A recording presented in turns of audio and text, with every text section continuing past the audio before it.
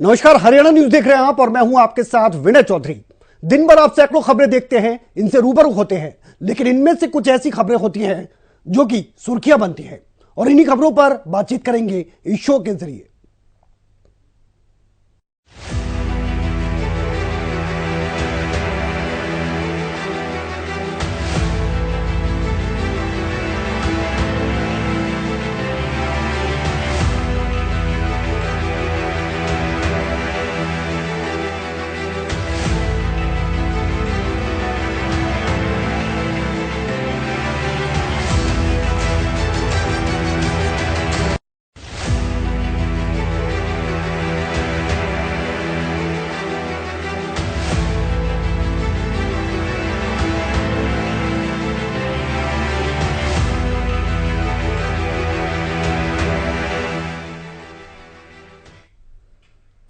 तो चंडीगढ़ में मेयर चुनाव में काफी घमासान देखने को मिला। आखिरकार जीत बीजेपी की हुई, तो वहीं इंडिया गठबंधन यानी बीजेपी के खिलाफ कांग्रेस और आम आदमी पार्टी ने कई गंभीर आरोप लगाए।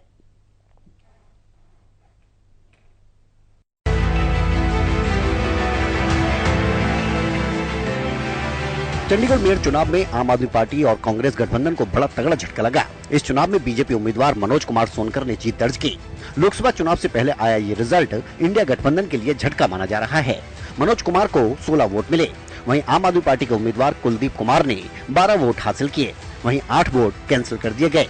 आम आदमी पार्टी ने रिजल्ट को लेकर बीजेपी पर धांधली के आरोप लगाए। आम आदमी पार्टी के पार्षद कमलप्रीत ने बताया कि वोटों को कैंसिल किया गया है, ये धोखा है। 8 वोट कैंसिल किए गए हैं।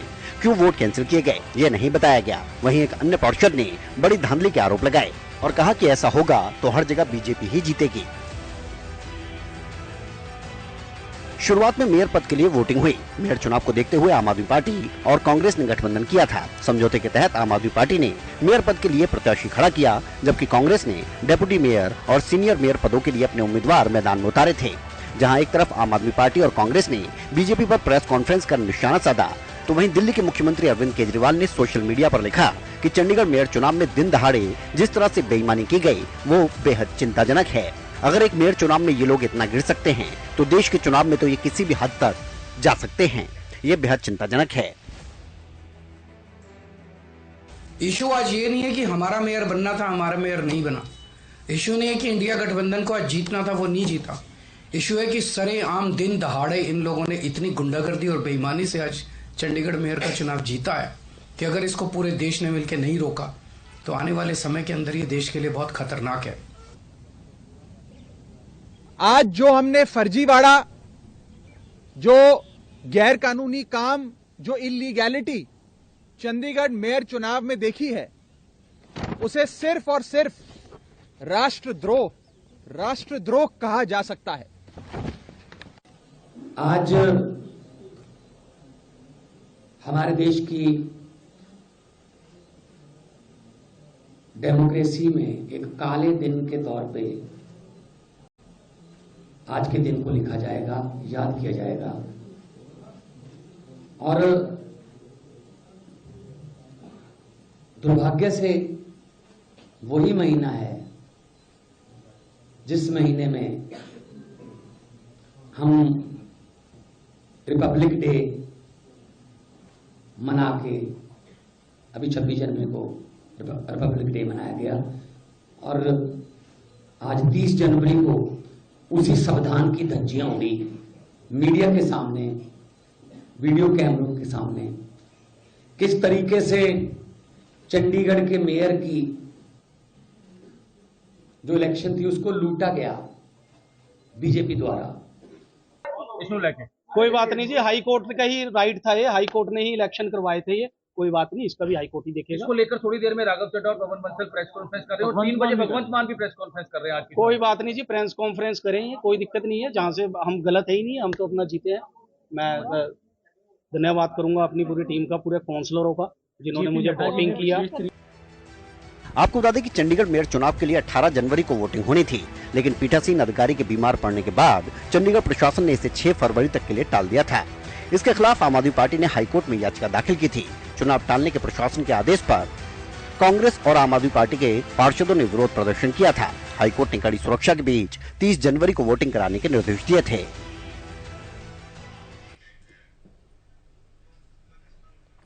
इस नतीजे को लेकर इंडिया गठबंधन ने हाईकोर्ट की शरण ली है। आपको बता दें कि चंडीगढ़ नगर निगम में कुल 35 पार्षद हैं और एक सांसद का वोट है। कुल 36 वोट। मेयर चुनाव में जीत सुनिश्चित करने के लिए 19 वोट के आंकड़े तक पहुंचना जरूरी था। बीजेपी के पास उसके अपने पार्षदों सांसद मिलाकर संख्या बल 15 वोट तक ही पहुंच रहा था। शिरोमणि अकाली दल एक मात्र पार्षद का वोट भी जोड़ ले तो बीजेपी का वोट 16 तक ही पहुंच रहा था। दूसरी तरफ आम आदमी पार्टी के 13 और कांग्रेस के 7 मिलाकर वोटों का आंकड़ा 20 तक पहुंच गया था। दोनों दलों ने जब हाथ मिलाकर साझा उम्मीदवार उतारा, मेयर चुनाव में गठबंधन की जीत सुनिश्चित लग रही थी, लेकिन जब नतीजे आए तो बीजेपी की जीत का परचम लहरा दिया था और सभी को हैरान कर दिया था।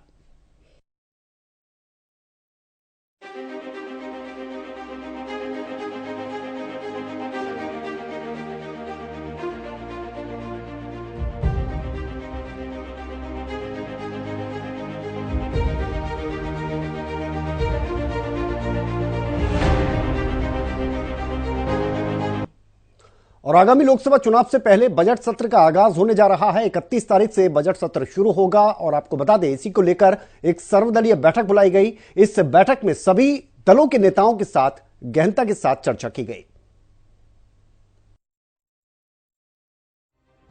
बजट सत्र से पहले संसद में सर्वदलीय बैठक हुई। इस सर्वदलीय बैठक में केंद्रीय रक्षा मंत्री राजनाथ सिंह, पीयूष गोयल और अन्य दलों के नेताओं ने शिरकत की। संसद के बजट सत्र से पहले सरकार द्वारा बुलाई गई सर्वदलीय बैठक दिल्ली के संसद पुस्तकालय भवन में हुई। कांग्रेस सांसद प्रमोद तिवारी ने बताया कि सर्वदलीय बैठक में कांग्रेस ने असम में राहुल गांधी के नेतृत्व वाली यात्रा पर हुए हिंसक हमले और राज्य सरकार द्वारा लगाए गए प्रतिबंधों का मुद्दा उठाया। प्रमोद तिवारी ने बताया कि सर्वदलीय बैठक में कांग्रेस ने हेमंत सोरेन, लालू प्रसाद यादव समेत विपक्षी नेताओं को निशाना बनाने के लिए सीबीआई, ईडी के दुरुपयोग का भी जिक्र किया। ये लोकसभा जो वर्तमान का कार्यकाल, इसकी अंतिम बैठक नजर आती है। मैं इसमें बहुत स्पष्ट रूप से कह दूं, आर्थिक रूप से जिस तरह देश को बर्बाद किया जा रहा है वो मुद्दा मैंने उठाया है। फेडरल स्ट्रक्चर जिस तरह तोड़ा जा रहा है, राहुल गांधी की यात्रा पर हिंसक हमले आसाम सरकार करा रही, उस मुद्दे को उठाया है। किसान को 10 साल तो अब बीत गए, लगभग बीत गए, आज तक तो अभी कुछ किया नहीं इन्होंने। तो मैं कह सकता हूं कि दुगना तो करना दूर रहा, तो लागत निकालना मुश्किल है। इसी तरह जिस तरीके से ED, CBI, IT, income tax की रेड हो रही है वो शर्मनाक है, लोकतंत्र के खिलाफ है। बैठक से पहले टीएमसी सांसद संदीप बंदोपाध्याय और सुखेंदु शेखर ने केंद्रीय मंत्री प्रहलाद जोशी और अर्जुन राम मेघवाल से मुलाकात की। आपको बता दें कि लोकसभा चुनाव से पहले बजट सत्र 31 जनवरी से शुरू होगा और 9 फरवरी को समाप्त होगा। केंद्रीय वित्त मंत्री निर्मला सीतारमण अंतरिम बजट पेश करेंगी। इस सत्र की शुरुआत राष्ट्रपति द्रौपदी मुर्मू के संबोधन से होगी। तो 1 फरवरी को केंद्रीय वित्त मंत्री निर्मला सीतारमण बजट पेश करेंगे। अंतरिम बजट होगा। ये मोदी सरकार के दूसरे कार्यकाल का आखिरी बजट होगा। चुनाव के बाद नई सरकार पूर्ण बजट पेश करेगी। आपको बता दें कि देश में चुनावी साल में 2 बार बजट पेश किया जाता है, पहला चुनाव से पहले और दूसरा चुनाव के बाद नई सरकार के गठन होने के बाद। पहले वाले बजट को अंतरिम बजट और दूसरे वाले को आम बजट की संज्ञा दी जाती है। इससे पहले अंतरिम बजट साल 2019 में लोकसभा चुनाव से पहले पेश किया गया था।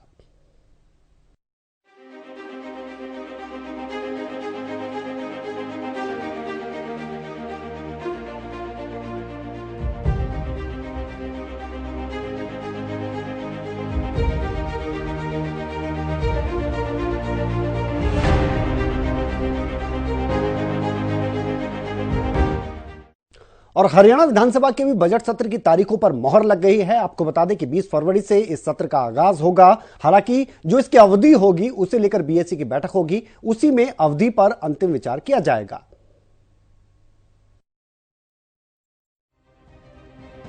हरियाणा सरकार साल 2024-25 के लिए राज्य का बजट तैयार करने में जुट गई है। राजधानी चंडीगढ़ में मुख्यमंत्री मनोहर लाल की अध्यक्षता में हुई कैबिनेट की बैठक में बजट सत्र की तारीखों पर मोहर लग गई। कैबिनेट की बैठक में फैसला लिया गया कि यह बजट सत्र 20 फरवरी से शुरू होगा और 6 मार्च तक चलेगा। सरकार ने निर्णय लिया है कि 20 जनवरी से 20 फरवरी से 6 मार्च तक बजट सेशन रहेगा। और वैसा जैसे आपने पता ही है कि जब कमेटी बैठती है तो वो उसका निर्णय करती है। बीएससी जब बैठेगी तो उसमें कुछ भी फेरबदल होगा तो थोड़ा बहुत निर्णय हो करेगी।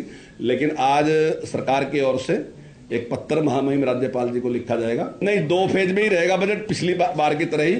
बातचीत में 7 दिन का टाइम देने की बात आई कि 7 दिन का टाइम, ताकि बजट का अच्छी तरीके से जो मेंबर हैं वो अध्ययन कर लें, और अध्ययन करने के बाद अगर कोई उनकी डिमांड है, कुछ बात वो रखना चाहते हैं, तो ज्यादा गंभीरता के साथ तैयारी करके वो रखें।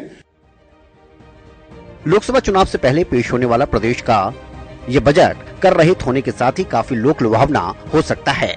वित्त मंत्री के नाते मुख्यमंत्री मनोहर लाल प्रदेश की जनता को कई राहत प्रदान कर सकते हैं। गरीब कल्याण की नई योजनाओं की भी घोषणा की जा सकती है। प्रदेश सरकार का पूरा फोकस अंत्योदय उत्थान और गरीब कल्याण की योजनाओं के क्रियान्वयन पर बना हुआ है।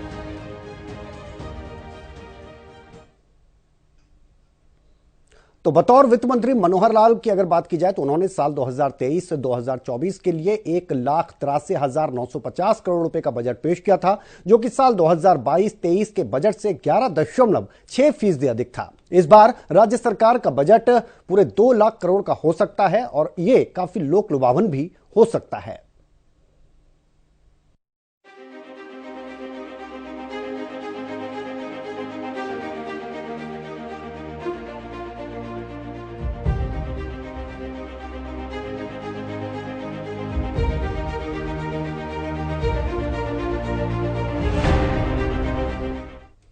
और कांग्रेस नेता राहुल गांधी ने अपनी न्याय यात्रा के जरिए एक बार फिर से केंद्र सरकार पर निशाना साधा है और साथ ही केंद्र सरकार पर किसानों के साथ अत्याचार करने के भी आरोप लगाए।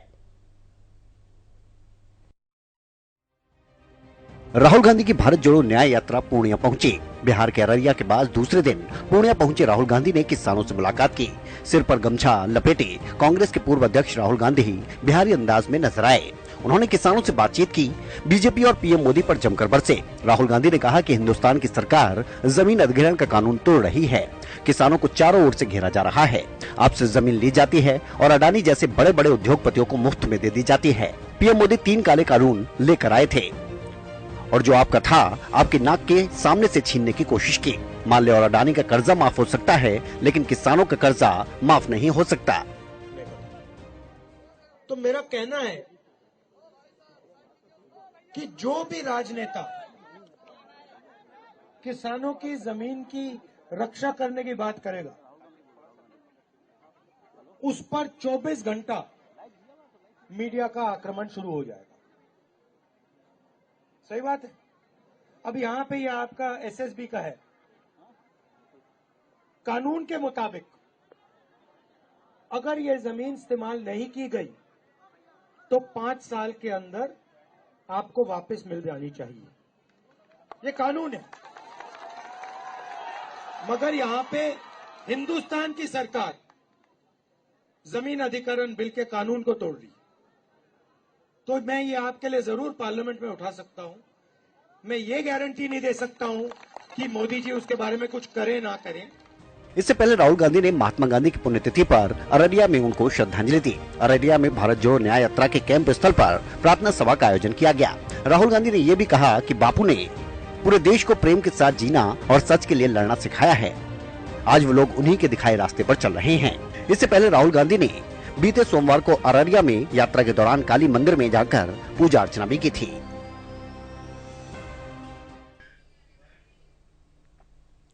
तो पूर्णिया की बात करें तो कांग्रेस नेता राहुल गांधी के यहां पर 2 कार्यक्रम थे। पहले कार्यक्रम के तहत उन्होंने किसानों से बातचीत की। उसके बाद राहुल गांधी ने पूर्णिया के रंगभूमि मैदान में एक बड़ी रैली को संबोधित किया। आपको बता दें कि इस रैली में उन्होंने नीतीश कुमार पर भी तंज कसे और साथ ही केंद्र सरकार पर भी जमकर निशाना साधा।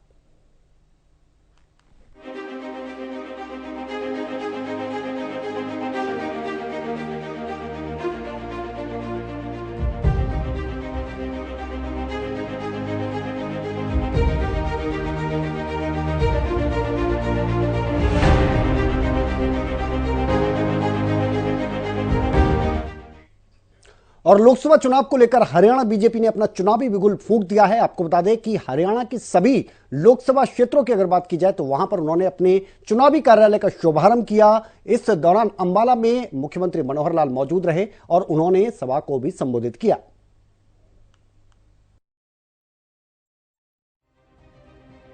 2024 लोकसभा चुनाव को लेकर हरियाणा बीजेपी एक्टिव मोड में है। मंगलवार को बीजेपी ने सभी लोकसभा क्षेत्रों में अपने चुनाव कार्यालय खोल दिए। मुख्यमंत्री मनोहर लाल ने अंबाला से तो प्रदेश प्रभारी बिप्लब कुमार देव ने फरीदाबाद में चुनाव कार्यालय की शुरुआत की। वहीं प्रदेश अध्यक्ष नायब सिंह सैनी ने कुरुक्षेत्र में इसकी शुरुआत की। इस मौके पर मुख्यमंत्री मनोहर लाल ने संबोधित करते हुए कहा कि चुनावी आगाज हो चुका है। वहीं सीएम मनोहर लाल ने विपक्ष पर भी निशाना साधा। सीएम ने कहा कि देश की दिशा अभी तक तय नहीं हुई थी। पिछले 10 सालों में देश की दिशा तय हुई है। सरकार के कामों में विपक्ष ने हमेशा ही रोड़े अटकाए। वैसे तो कहते हैं कि जब आचार संहिता लगती है उस दिन चुनावी बिगुल बजा है, लेकिन मैं ये कहूंगा कि आज जब अपने लोकसभा के कार्यालयों का उद्घाटन हमने सब कर रहे हैं तो एक प्रकार का चुनावी बिगुल आज बज गया है। और जब चुनावी बिगुल बजता है तो उसके बाद हम सबके लिए, चाहे कोई कार्यकर्ता गली मोहल्ले का हो, बूथ का हो, अथवा प्रदेश और केंद्र स्तर के हमारे नेता कार्यकर्ता हो, उन सब के लिए शब्द प्रयोग किया जाता कि उल्टी गिनती शुरू हो गई है। टारगेट अपना सामने है, एकदम स्पष्ट लक्ष्य, कहीं उसमें दुविधा नहीं है। अब इसके लिए मैं कहूंगा कि 2014 से लेकर 2024 तक 10 वर्ष में भारतवर्ष की दिशा तय हो गई है। देश की आजादी हमको 1947 में भले मिल गई, लेकिन कांग्रेस के शासन में देश की जनता को दिशा नहीं मिली थी कि किधर हम जा रहे हैं। मुख्यमंत्री ने कहा कि अप्रैल में आचार संहिता लग जाएगी। मई के मध्य तक जहां तक है चुनाव हो जाएंगे। ऐसे में हमने अपना चुनावी बिगुल फूंक दिया है।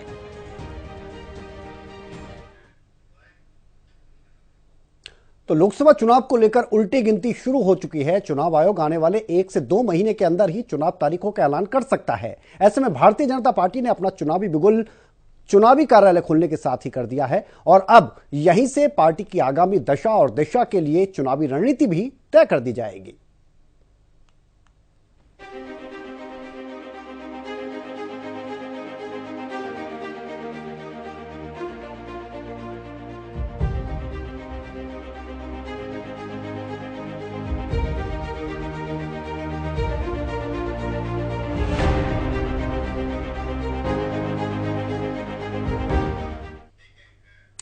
और चंडीगढ़ में हरियाणा कैबिनेट की अहम बैठक हुई। मुख्यमंत्री मनोहर लाल ने इस बैठक की अध्यक्षता की। इस बैठक में कई अहम फैसले लिए गए।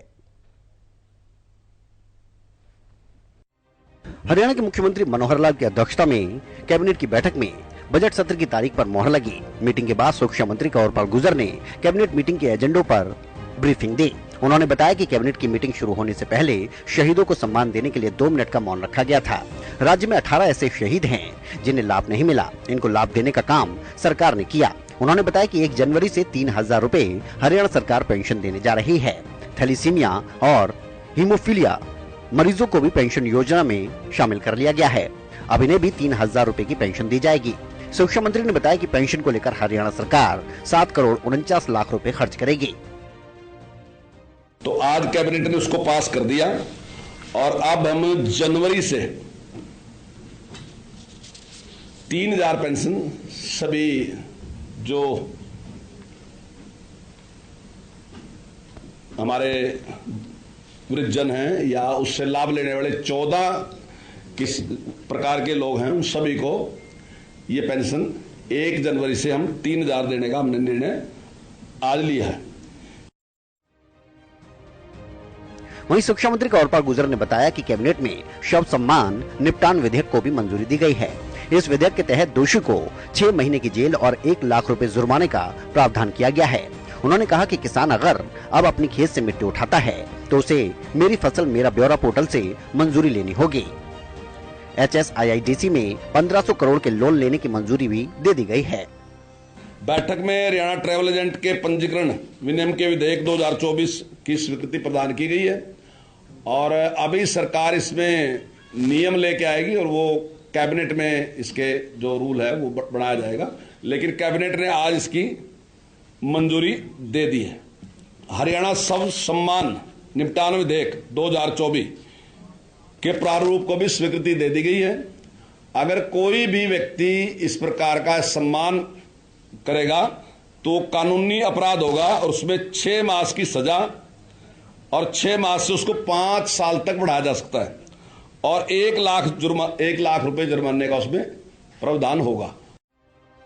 कंवरपाल गुर्जर ने बताया कि हिसार को लेकर कैबिनेट ने बड़ा फैसला लिया। हिसार में विकास प्राधिकरण बनाया जाएगा। इसके जरिए शहर का प्लानिंग से विकास होगा, साथ ही तेजी से विकास कार्य भी आगे बढ़ेंगे।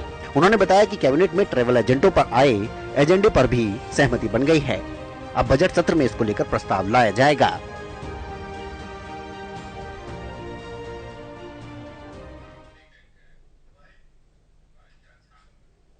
तो मुख्यमंत्री मनोहर लाल की अध्यक्षता में हुई इस बैठक में कुल 11 एजेंडे रखे गए थे। कैबिनेट की बैठक में ट्रैवल एजेंटों पर आए एजेंडे पर भी सहमति बन गई। इसके अलावा कैबिनेट ने हिसार में विकास प्राधिकरण बनाने की भी मंजूरी दी है। बैठक में शव सम्मान विधेयक को स्वीकृति दी गई। शव का असम्मान करने पर सजा का प्रावधान होगा। किसान अपने खेतों में अपने लिए मिट्टी की खुदाई कर सकता है, उसे पोर्टल पर भी अप्लाई करना होगा।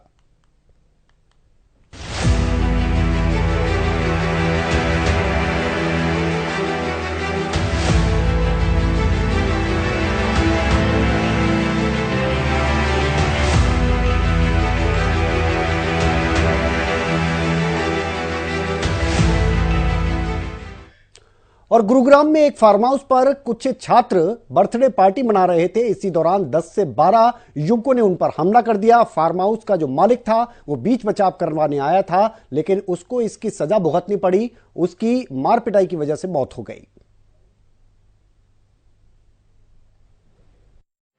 गुरुग्राम में फार्म हाउस में बर्थडे पार्टी सेलिब्रेट करना कॉलेज छात्रों को भारी पड़ गया। यहां कार पार्किंग को लेकर 10 से 12 युवकों ने फार्म हाउस में मौजूद छात्रों पर हमला कर दिया।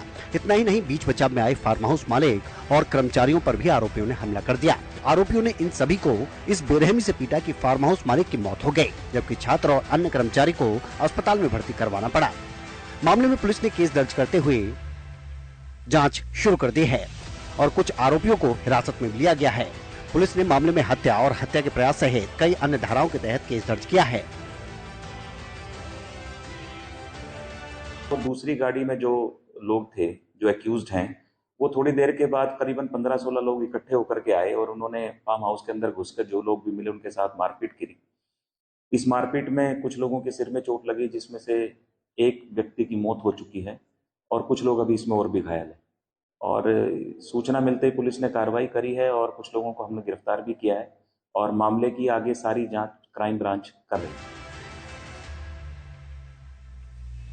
मामले में फिलहाल पुलिस की तरफ से तफ्तीश की जा रही है और साथ ही सीसीटीवी कैमरे की फुटेज भी कब्जे में ली गई है, जिसके आधार पर अपराध शाखा आरोपियों की गिरफ्तारी के लिए दबिश दे रही है।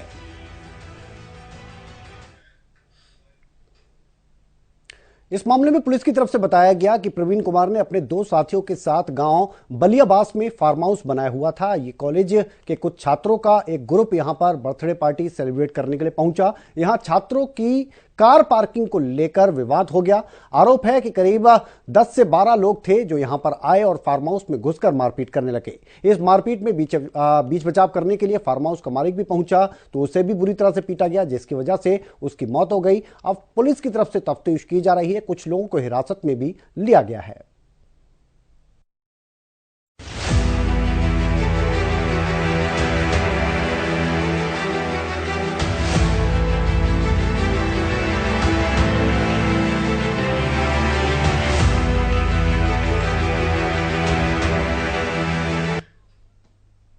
और पाकिस्तान के पूर्व प्रधानमंत्री इमरान खान को एक बड़ा झटका लगा है। उन्हें 10 साल की सजा का ऐलान किया गया है। क्यों उनकी ये परेशानी बढ़ी है और किस मामले में ये सजा का ऐलान हुआ है, इस रिपोर्ट के जरिए देखिए। पाकिस्तान के पूर्व प्रधानमंत्री इमरान खान को तगड़ा झटका लगा है। उन्हें 10 साल की जेल की सजा सुनाई गई। पाकिस्तान तहरीक इंसाफ के संस्थापक के खिलाफ ये एक्शन साइफर केस में हुआ है। इमरान खान के अलावा मुल्क के पूर्व विदेश मंत्री शाह महमूद कुरैशी को भी इस केस में इतने ही साल की सजा सुनाई गई है। ऑफिशियल सीक्रेट्स एक्ट के तहत गठित स्पेशल कोर्ट ने दोनों नेताओं के खिलाफ ये फैसला सुनाया।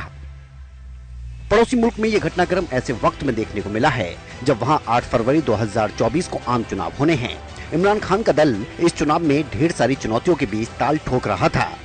रोचक बात यह है कि उसके पास फिलहाल चुनावी चिन्ह तक नहीं है। दिसंबर 2023 में इससे पहले देश की सुप्रीम कोर्ट ने इमरान खान और शाह महमूद कुरैशी की पोस्ट अरेस्ट बेल्स को मंजूर किया था।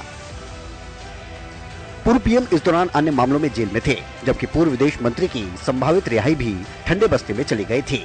ऐसा इसलिए क्योंकि तब वो एक अन्य मामले में 9 मई को गिरफ्तार कर लिए गए थे। मौजूदा समय में दोनों नेता फिलहाल जेल में हैं। अक्टूबर 2023 में इन दोनों के नाम सबसे पहले इस मामले में सामने आए थे। हालांकि दोनों ने तब गलती स्वीकार नहीं की थी।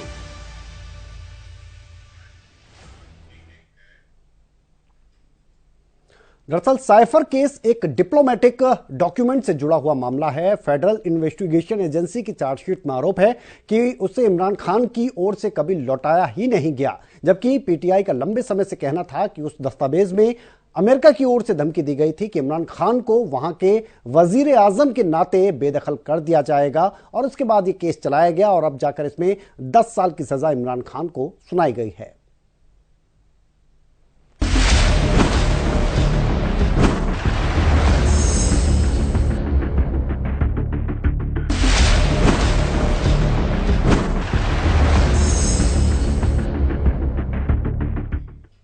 तो ये दिन भर की वो तमाम खबरें रही जो सुर्खियों के तौर पर आपने देखी होंगी। इन पर हमने विस्तार से बातचीत की। फिलहाल खबर गर्म में इतना ही। आप बने रहिए हरियाणा न्यूज के साथ। नमस्कार।